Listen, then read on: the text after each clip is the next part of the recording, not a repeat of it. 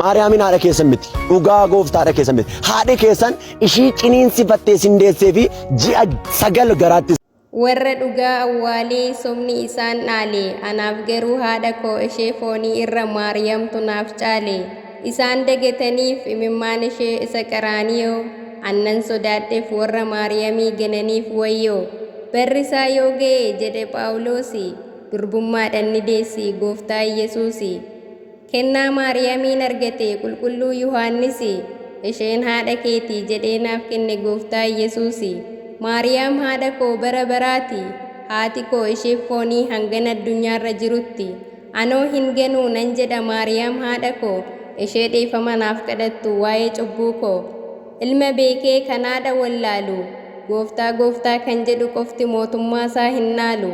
Maariyaam qulqulleettidha ishee eebba qabdu isa cubbuudhaan kufee kadhannaa isheen ol qabdu. Maariyaamtu nu barsiise kasoomina kan kabajni maluuf kabajnee isa nu uume waaqessina. Maariyaam haadha koo urgooftuu gannataa kan mucummaa Sillaasee fudhate hundumtuu si jaallata.